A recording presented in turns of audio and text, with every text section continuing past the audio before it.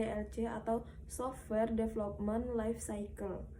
Di sini untuk latar belakangnya yaitu rekam medis merupakan dokumen penting yang berisi informasi kesehatan pasien dan bersifat rahasia. Perlindungan terhadap informasi medis sangat penting untuk mencegah kebocoran data sesuai dengan kode etik kedokteran dan peraturan yang berlaku. Proses pelepasan informasi medis kepada pihak ketiga harus mengikuti prosedur yang ketat untuk melindungi rumah sakit dari tuntutan hukum.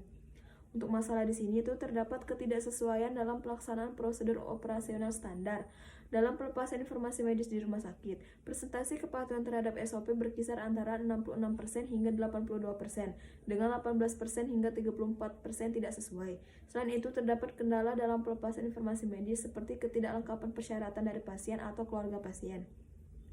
Di sini untuk manfaatnya itu penelitian ini memberikan gambaran yang jelas mengenai kesesuaian SOP dalam pelepasan informasi medis.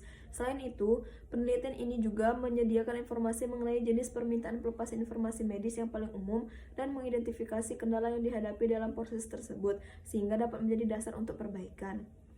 Di sini untuk tujuan dari penelitian ini adalah untuk mendeskripsikan kesesuaian SOP dalam pelepasan informasi medis kepada pihak ketiga, mengidentifikasi jenis permintaan pelepasan informasi medis, serta menganalisis kendala yang dihadapi dalam pelepasan informasi medis.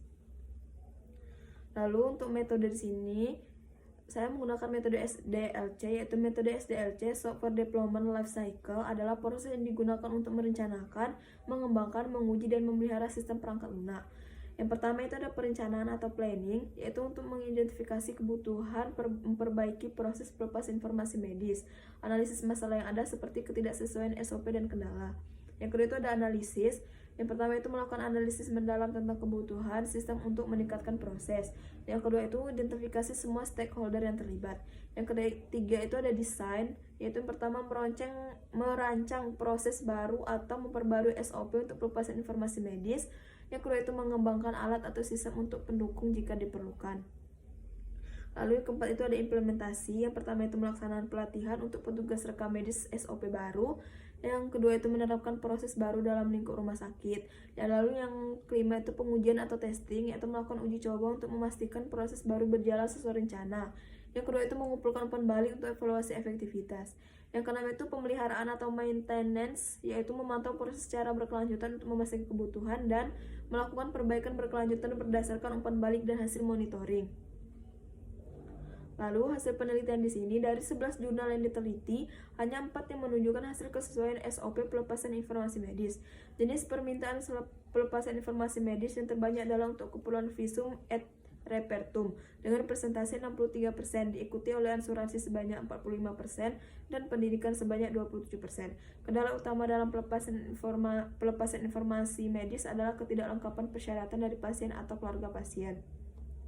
Untuk kesimpulannya, yaitu kesesuaian SOP dalam pelepasan informasi medis di rumah sakit masih perlu ditingkatkan dengan persentase kepatuhan bervariasi. Jenis permintaan pelepasan informasi medis yang paling umum adalah untuk visum et repertum.